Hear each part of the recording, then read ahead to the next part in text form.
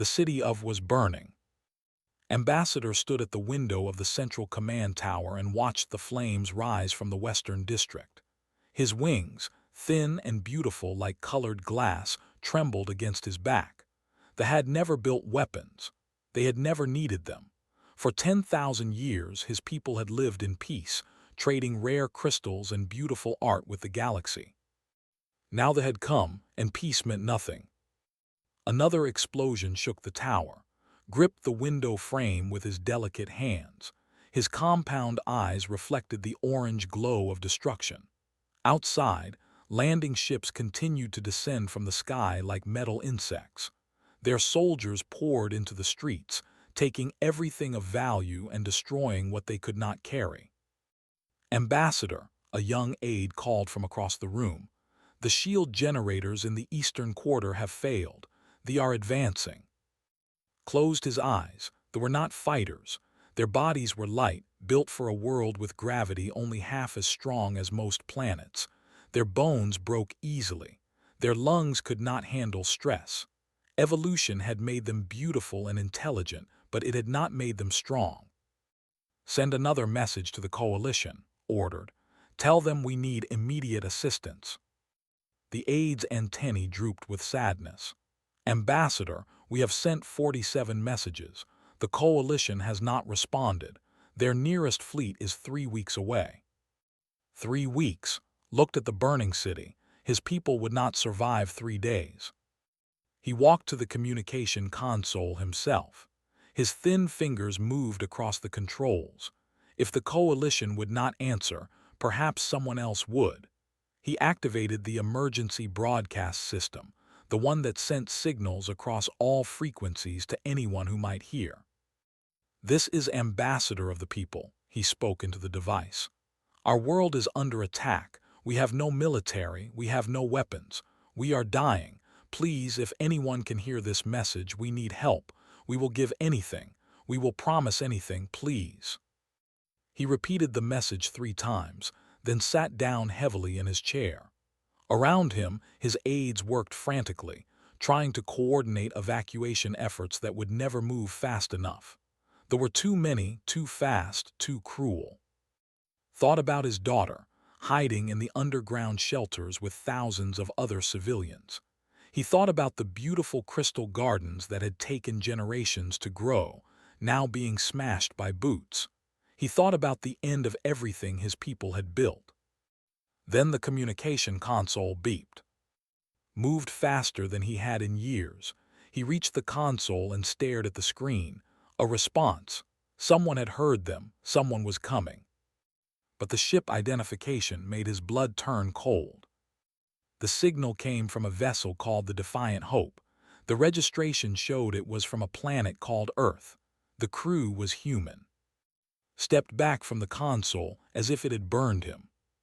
Far away, in the cold darkness between stars, Captain Sun stood on the bridge of her ship and listened to the distress call. The message played 3 times before she raised her hand for silence. "How far?" she asked. Lieutenant Park checked her navigation screens. 4 hours at maximum speed, Captain, but that would take us into space. We have no treaties with them, no agreements. Technically, we would be invading." Sun was a small woman with short black hair and eyes that had seen too many battles. She had served in the Earth Defense Fleet for 20 years. She had fought pirates, explored unknown worlds, and negotiated with species that considered humans to be monsters. She knew what the galaxy thought of her people. Humans came from Earth, a planet the other species called a death world. The gravity was crushing. The atmosphere was full of poison. The weather could kill in minutes, and the creatures that lived there, including humans, had evolved to survive all of it. To the soft, gentle species of the galactic community, humans were nightmares made real. They could breathe air that would burn other lungs. They could survive injuries that would kill anyone else. They healed from wounds that should be fatal. They ate plants and animals that were toxic to most life forms. They were, and the galaxy feared them. "They have never asked humans for help before," Lieutenant Park said quietly. They probably did not mean to contact us. No, agreed. They are desperate. They broadcast on all frequencies hoping anyone would answer. If we go, we could start an incident. The coalition might see it as aggression. Captain was quiet for a long moment. On the screen, the message played again. She heard the fear in Ambassador's voice. She heard the explosions in the background. She heard a civilization dying. Set course for, she ordered, maximum speed. Lieutenant Park hesitated. Captain, are you certain? High Command will not be happy. High Command is not listening to innocent people beg for their lives. Sat down in her command chair. I joined this fleet to protect those who cannot protect themselves. Today, that means the ship hummed as the engines powered up. Around them, the 11 other ships of their patrol group received the same orders. 12 human vessels, small and fast, began racing toward a world they had never visited to save a people they had never met. 4 hours later, Ambassador stood in the command center and watched the sky. They had taken the capital's outer rings. His guards reported that the invaders were moving toward the central district. They had perhaps 2 hours before the command center itself would fall. Then the sky changed. Points of light appeared in the darkness above the planet. Ships, dropping out of faster-than-light travel, felt hope rise in his chest for just a moment before his sensors identified them. They were not coalition ships. They bore no flags of any known ally. They were human. Said made a sound of pure terror. Ambassador, they have come. All around the command center, workers stopped what they were doing. Some began to cry. Others fell to their knees. They had heard the stories. Every child in the galaxy had heard the stories. Humans were monsters. Humans were killers. Humans came from a world of death. And now they were here. Watched the human ships take position in orbit. They moved with terrible grace, their formations tight and purposeful. He counted 12 vessels, small compared to the warships but somehow more frightening. His communication console activated. A human voice came through, speaking in the common galactic language. This is Captain Sun of the Earth vessel Defiant Hope. We received your distress call. We are here to help if you will accept our assistance. The voice was calm, gentle even. It did not sound like a monster. But remembered every story he had ever heard about humans. He remembered the tales of their wars, their violence, their impossible survival. He remembered that they came from a world where everything tried to kill everything else. His aide looked at him with wide, terrified eyes. Ambassador, what do we do? Below them the city burned. Above them the waited.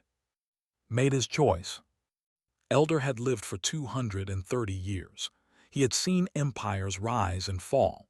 He had watched stars die and new ones be born. He had read every historical record in the great libraries of, and in all his years, he had never felt fear like this. You cannot accept their help, he said to Ambassador. His old voice cracked with emotion. You do not understand what you are inviting to our world. Turned from the communication console. The human captain's message still hung in the air, waiting for a response. Outside, they continued their assault, but inside the command center, every eye was on the 2 leaders. Elder, our people are dying, said. The coalition is too far away. They will destroy everything we have built. What choice do we have?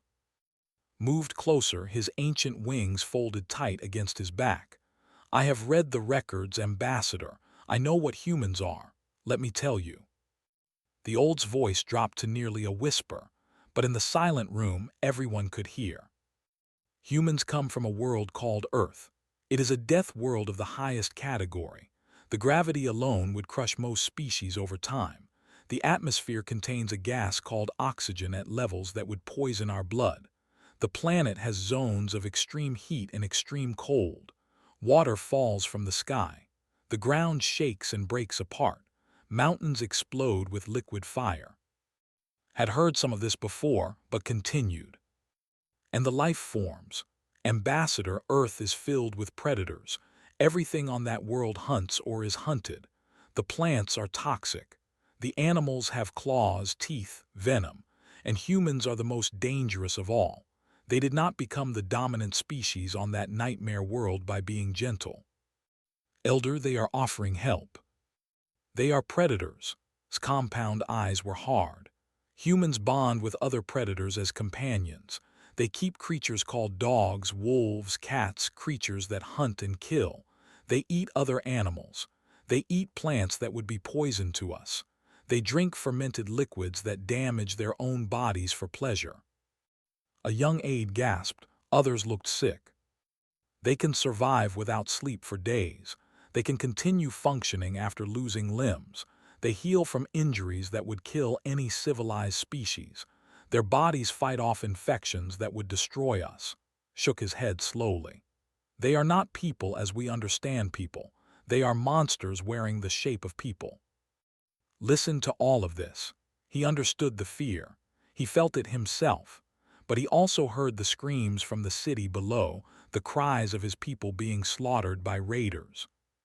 They are killing us now, he said simply. The humans are offering to stop them. Whatever they are, whatever they might do, can it be worse than certain death? Was silent for a long moment. Finally, he spoke again. You ask if it can be worse.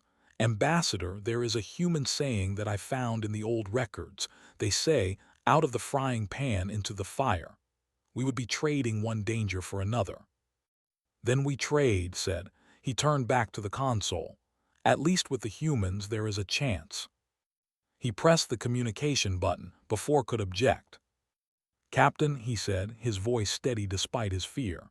This is Ambassador. We accept your offer of assistance. Please help us. In orbit above, Captain Sun nodded to herself. She had expected a longer negotiation. The quick acceptance told her how desperate the situation truly was. Lieutenant Park signaled the fleet. We are engaging the. Park worked her console. Captain, they have noticed us. Their commander is hailing. On screen. The image that appeared was reptilian. Cold eyes, scaled skin, a mouth full of sharp teeth. There were conquerors, and this one wore the marks of a raiding commander. Human vessel, the growled. You are interfering in Dominion business. Leave now or face destruction. Captain leaned forward in her chair. She was smaller than any, softer looking, seemingly fragile, but her eyes held no fear. I am Captain Sun of the Earth Defense Fleet. You are attacking a civilian population that has no military. Withdraw your forces immediately, or we will remove them for you. The commander made a sound that might have been laughter. You threaten us. 12 small ships against my 40 warships.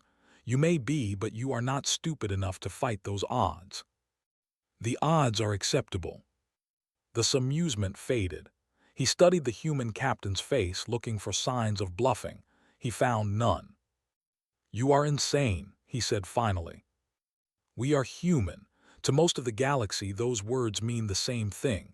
Captain smiled, but it was not a friendly smile. You have 1 hour to begin withdrawal. After that, we will take action. She cut the communication before they could respond. On the surface of, Ambassador watched the exchange on his own screens. His heart beat rapidly. He had never seen anyone speak to a commander that way. They were feared throughout the galaxy for their brutality. But the human captain had shown no fear at all. She is either very brave or very foolish, Elder said from beside him. Perhaps both. She is buying us time, realized. 1 hour. She is giving us 1 hour to prepare. He began issuing orders. Evacuation efforts intensified. Civilians were moved deeper into the underground shelters. Medical supplies were gathered. Whatever happened next, his people would be ready. The hour passed slowly. On the Defiant Hope, Chief Medical Officer Bai entered the bridge. She was a tall woman with gentle hands and kind eyes.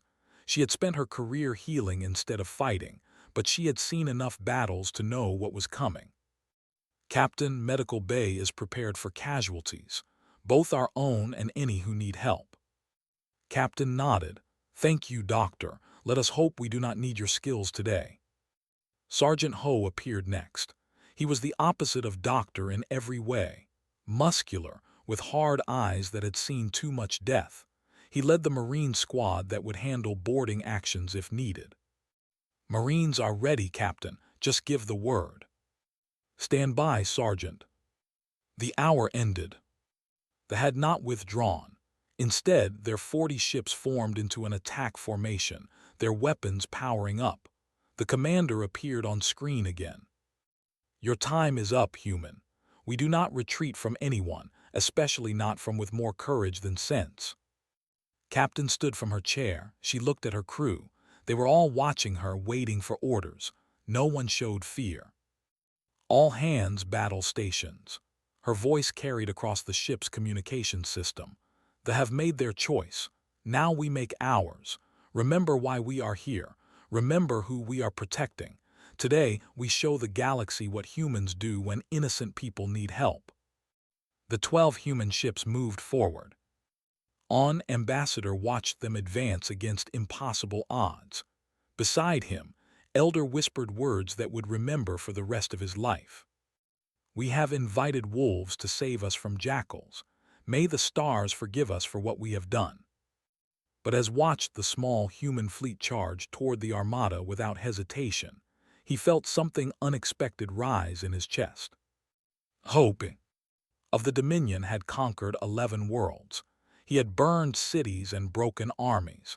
He had made entire species kneel before the might of the Dominion. He was feared across 3 sectors of space. But as he watched the human ships accelerate toward his fleet, he felt something he had not felt in decades. Uncertainty. "The humans are not slowing down," his tactical officer reported.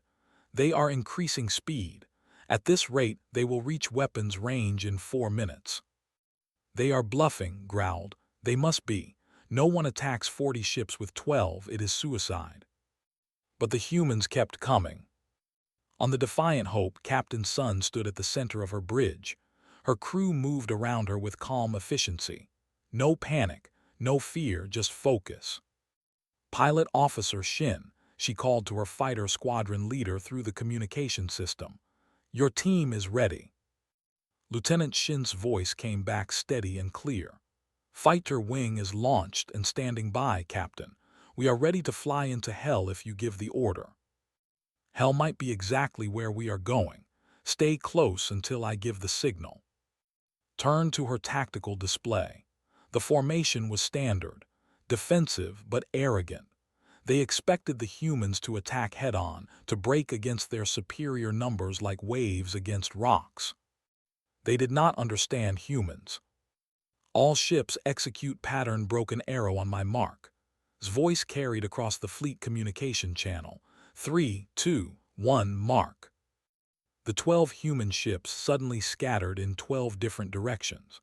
The tight formation exploded outward like seeds from a flower. The expecting a direct assault found themselves trying to track multiple targets moving at impossible speeds. "What are they doing?" demanded. "They are separating, pick them off one by one."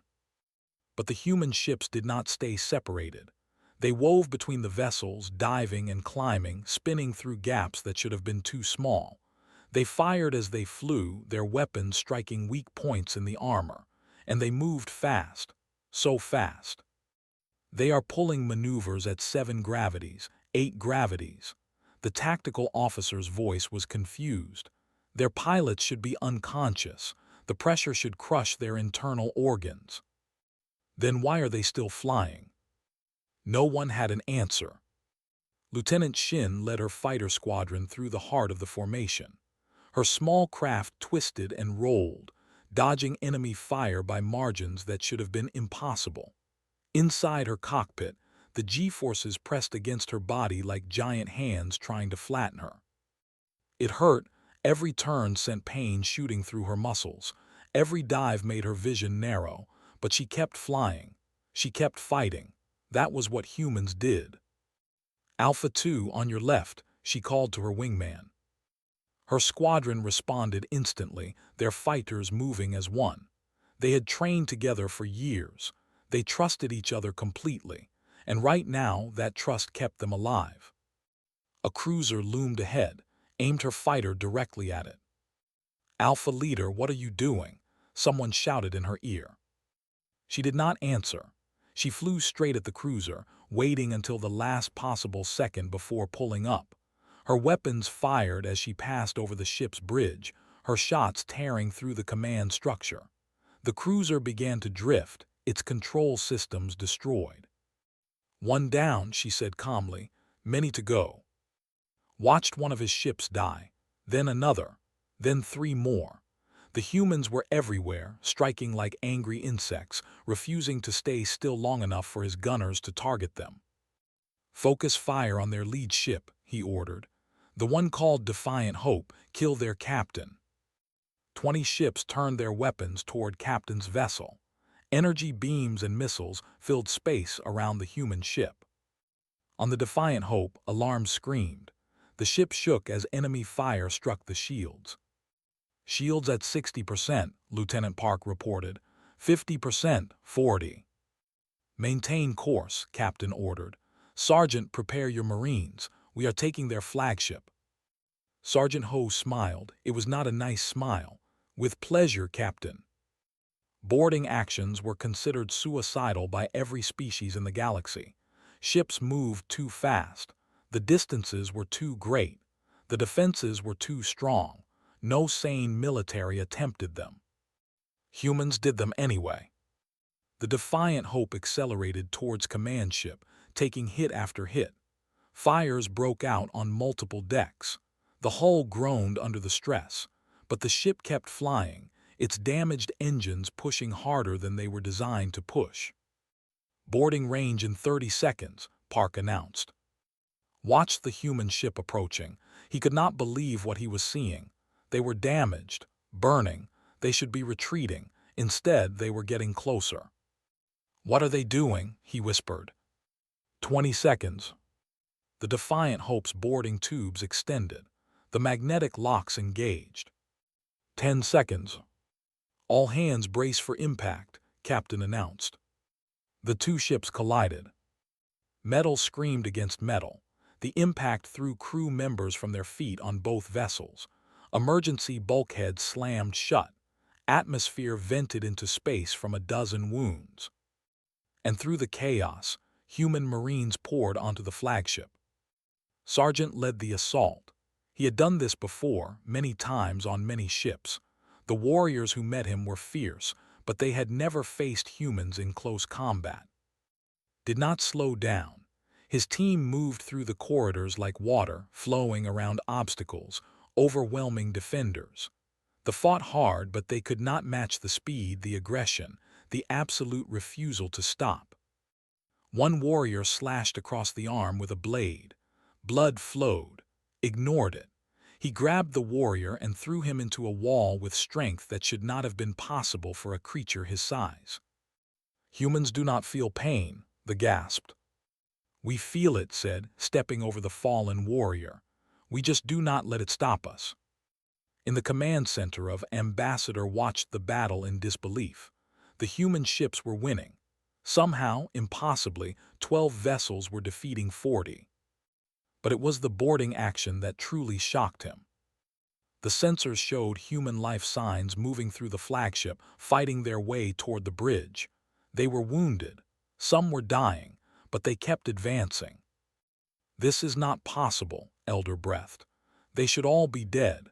The damage they have taken, the injuries, no creature can survive that." "They are not just surviving," said quietly. "They are winning." On the flagship heard the fighting getting closer. His guards fell one by one. The door to his bridge shook with impacts.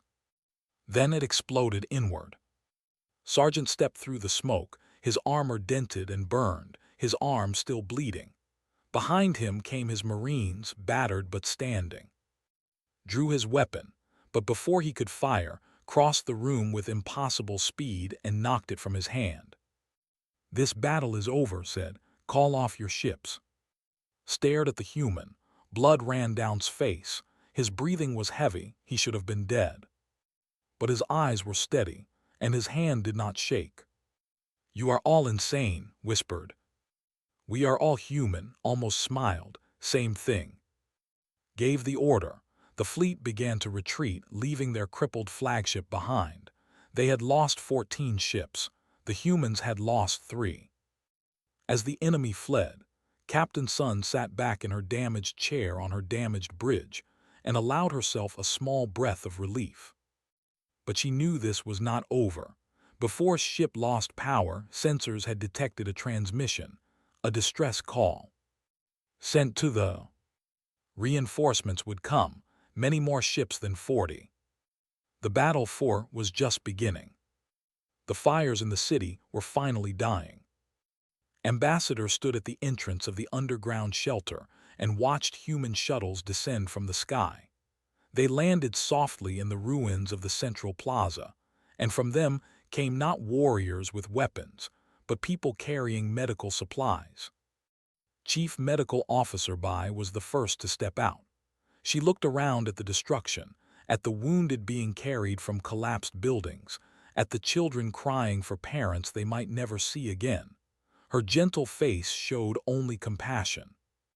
"Set up the emergency station here," she ordered her team. "We have a lot of work to do." They watched the humans with fear. Mothers pulled their children behind them. Wounded civilians tried to crawl away. The stories they had heard all their lives told them that these creatures were monsters, killers, who knew only violence.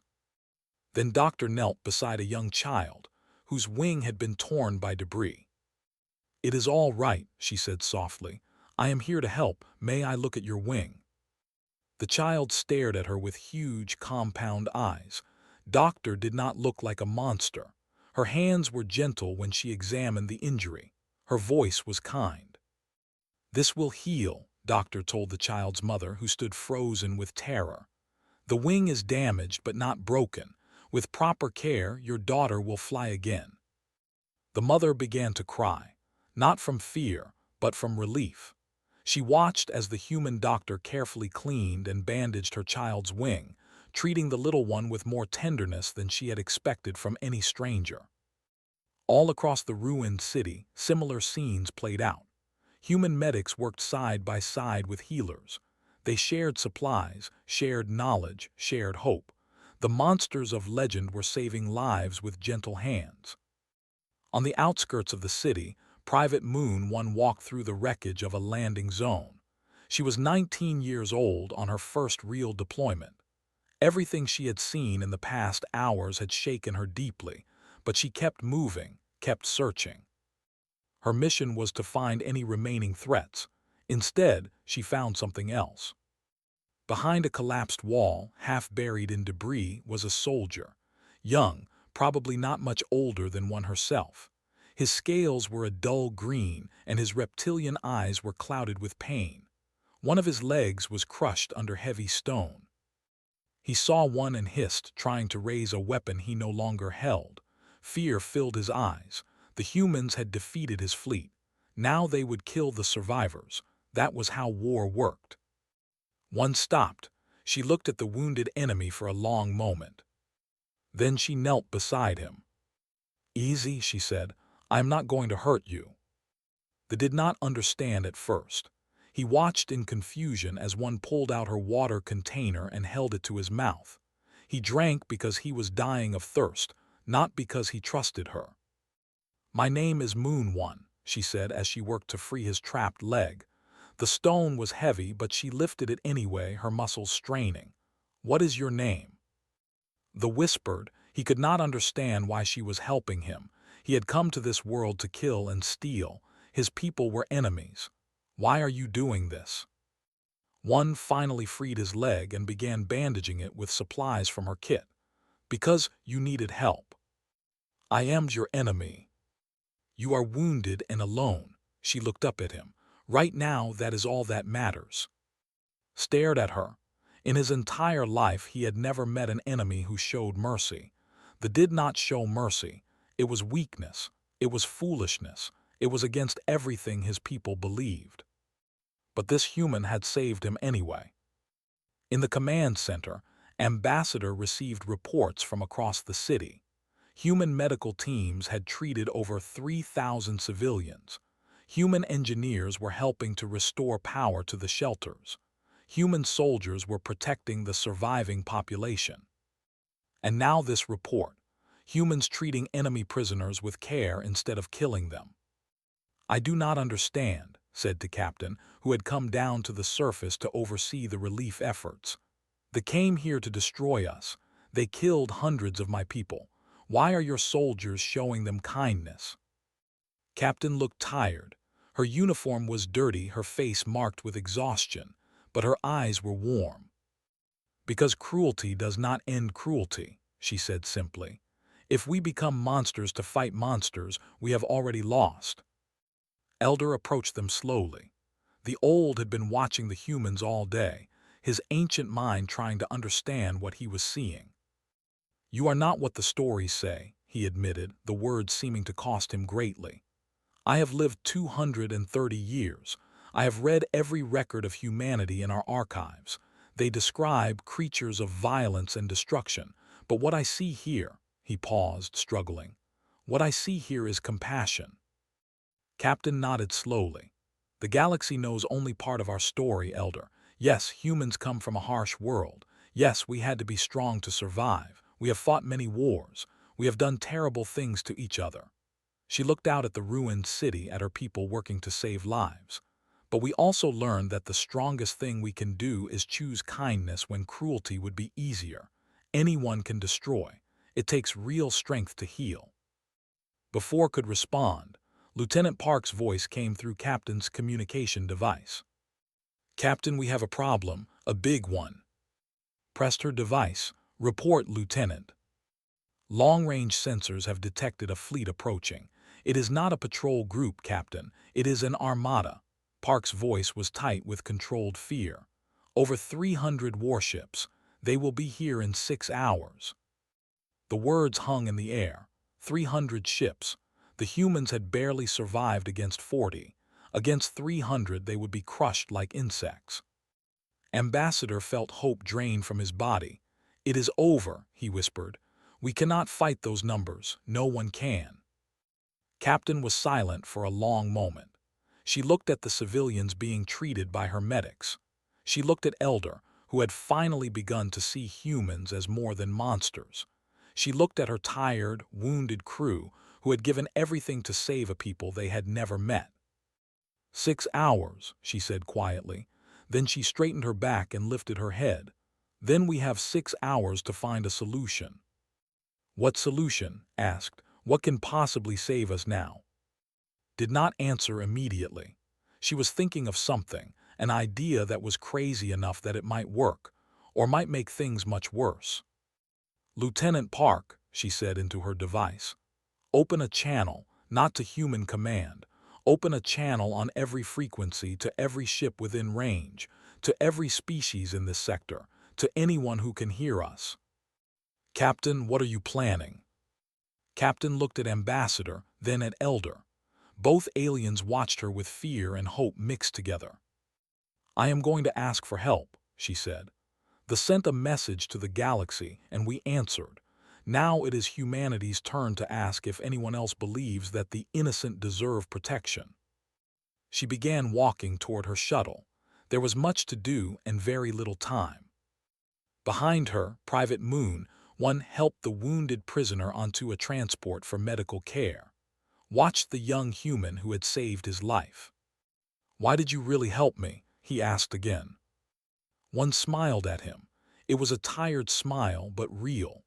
"Because my grandmother taught me that you can judge a people by how they treat those who cannot fight back. Today, I am trying to make her proud."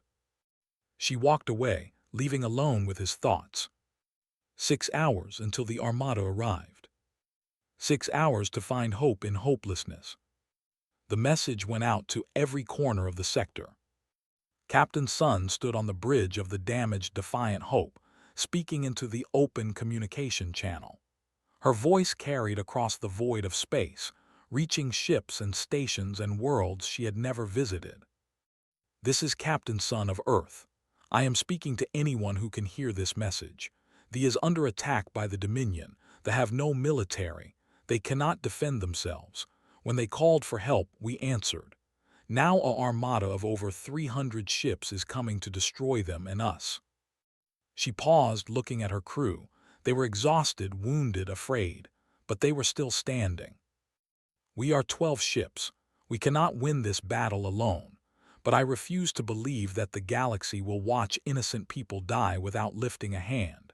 If anyone out there believes that the weak deserve protection, that mercy is not weakness, that the universe should be more than the strong crushing the helpless, then come to. Stand with us. Help us prove that there is still good in this galaxy." She ended the transmission. Silence filled the bridge. Lieutenant Park looked at her with worried eyes. "Captain, the chances that anyone will respond." "I know the chances," Lieutenant sat down in her chair heavily, "but sometimes the only choice is to hope." Hours passed. On the surface of Ambassador waited with his people in the shelters. Human soldiers stood guard outside, refusing to leave even though their fleet could not possibly win the coming battle. Doctor continued treating the wounded. Sergeant organized defensive positions that would be useless against orbital bombardment. Private Moon once sat with the rescued prisoner, teaching him human words while they waited to die. Elder watched all of this with ancient eyes. He had lived so long, seen so much. He had thought he understood the universe, but these humans, continued to surprise him. They knew they were going to die, yet they did not run. They did not abandon They stayed, working until the end, caring for those who could not care for themselves. "Why do they stay?" asked Ambassador. "They could escape. Their ships are fast enough to outrun Why do they remain to face certain death?" Had no answer. He did not understand it either. Then the sensors detected the armada. 312 warships dropped out of faster-than-light travel. They filled the sky above like a metal plague, blocking out the stars. At their head flew the dreadnought of High, the supreme commander of the war fleet. His face appeared on every communication screen on the planet and in orbit. "Humans," his deep voice rumbled, "you have caused much trouble for the Dominion. You destroyed our raiding fleet. You embarrassed us in front of the entire galaxy." His reptilian eyes narrowed with hatred. "Now you will pay. I will burn this world and everyone on it, human and alike. No one will survive to tell the tale." Captain answered the communication from her damaged bridge. "Hi, they are not part of this conflict. They are civilians. If you want revenge against humanity, then fight us. Let the innocent go." Laughed. It was a cold, cruel sound. Innocence, mercy. These words have no meaning to you should have learned that before you interfered in our conquest. He raised one clawed hand. "All ships prepare to fire, destroy everything." The fleet powered up their weapons. 300 ships aimed at the planet below. In moments would burn. Then the sensors screamed with new alerts. Hyperspace signatures, many of them appearing all around the armada. His eyes widened. What? Ships emerged from faster-than-light travel, first 10, then 20, then 50, then more. They were not human ships. They were not coalition ships. They were ships from a dozen different species, merchants and explorers and even some old warriors. Ships that had heard Captain's message and answered. A trading vessel from the Peaceful spoke first. "We heard the human broadcast. We are not fighters, but we could not stay silent while innocents died." A scientific ship from the Crystalline added its voice. "The shared knowledge with our people for generations.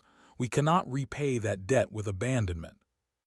An old warship from a species that had not fought a battle in a century, moved into formation. "Our ancestors would never forgive us if we stood by during such injustice. We are here to help." More voices joined, more ships. Over 100 vessels now stood between the end. They were not a military fleet. Many had no weapons at all, but they were there. Captain felt tears forming in her eyes. She had not truly believed anyone would come. "Hi," she said, her voice thick with emotion. You asked what innocence and mercy mean. Look at your screens. This is what they mean. People who owe the nothing, who have no reason to risk their lives, who came here because they believe that protecting the helpless is right. Stared at his tactical display.